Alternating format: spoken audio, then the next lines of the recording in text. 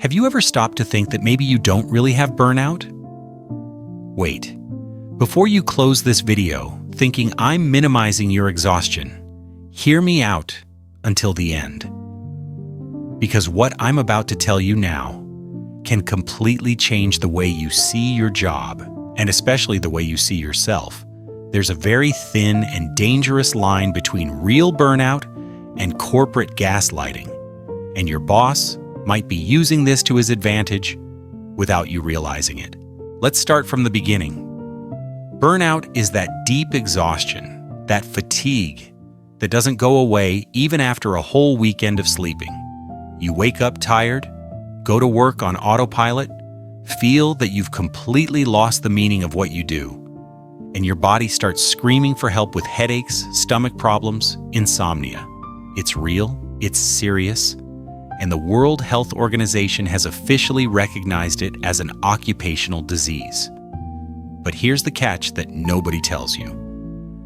Many companies and bosses have discovered that they can use the term burnout as a smokescreen to hide something much more sinister: corporate gaslighting.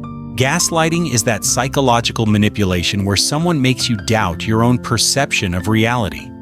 At work, this happens when your boss or the company makes you believe that the problem is with you, with your ability to handle pressure, with your emotional fragility, when in reality the problem is the toxic-ass environment that they themselves created. And the brilliant and cruel move at the same time is that they use the concept of burnout to blame you for your own deterioration. Let me give you a very practical example so you understand. Imagine you're working 10, 12 hours a day, answering messages at dawn.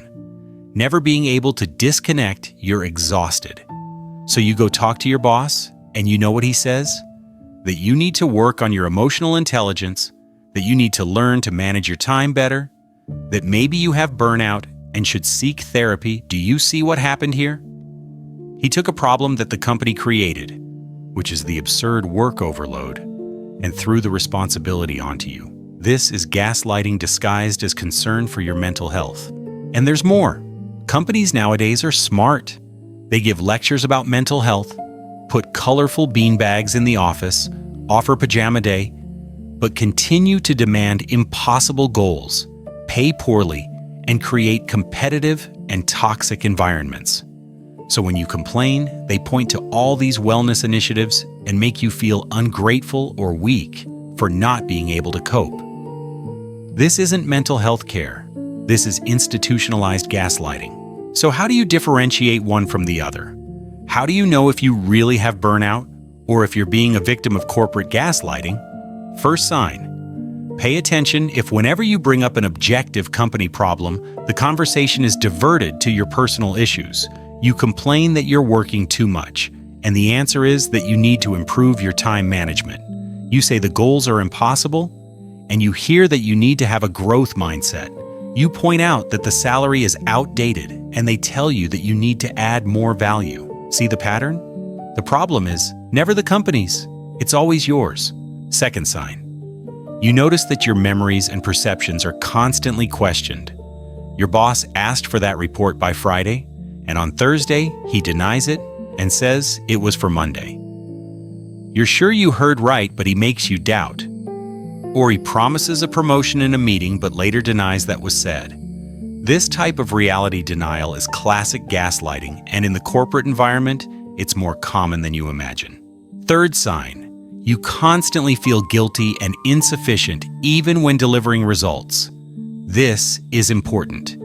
If you meet your goals but still feel like it's never enough, if you work more than everyone else but continue to hear that you need to try harder, this isn't burnout. This is an environment that was designed to make you always feel indebted, always insecure. Because an insecure employee doesn't ask for a raise, doesn't question, doesn't leave the company. Now comes the part that makes everything even more confusing. Prolonged gaslighting can actually cause real burnout. It's like a domino effect. You start being manipulated. You begin to doubt yourself. You work even harder to prove your worth. You really burn out, and then you do develop burnout. But the root of the problem wasn't your inability to deal with stress. It was the systematic manipulation that led you there. And why do companies do this? Because it's much cheaper and more convenient to blame the employee than to change the structure. Hiring more people costs money. Reducing goals decreases profit. Improving working conditions takes work. But throwing the responsibility on the employee's lap, saying they don't know how to handle pressure, that costs nothing. On the contrary, it still makes the employee work harder trying to prove they can. Here comes a philosophical concept that Machiavelli already understood 500 years ago. Power is maintained not only by force, but by the ability to control the narrative. If the company manages to convince you that the problem is with you, it maintains absolute power. You'll never question. You'll never organize with other colleagues. You'll never seek your rights. You'll be stuck in a cycle of self-blame and constant attempt to be good enough, which by definition you'll never be, because the game is rigged. So what do you do with this information? First, stop and analyze objectively. Write down for a week everything you're asked to do and the deadlines. Write down the hours you actually work. Write down how many times you hear that the problem is your perception and not the reality of the work. Numbers don't lie. If you're working 50 hours a week at a 40-hour job and still hear that you need to manage your time better, you're not the one who's wrong. Second, talk to coworkers you trust. Gaslighting works in isolation. When you realize that other people are experiencing the same thing, reality becomes clear. It's not you, it's the system. Third, set boundaries and observe the reaction. Say no to an absurd demand. Politely question an impossible goal. If the reaction is to make you feel guilty, incompetent, or lazy, you have your answer. Healthy environments accept boundaries. Toxic environments punish those who establish them. And lastly, understand that leaving isn't always easy or immediately possible, but recognizing what's happening is already an act of resistance. When you name the gaslighting, it loses half its power. You stop doubting yourself and start seeing the game for what it is. Real burnout exists and needs to be treated seriously. But corporate gaslighting that uses burnout as an excuse for exploitation also exists and needs to be exposed. Your exhaustion is real. Your burnout is valid.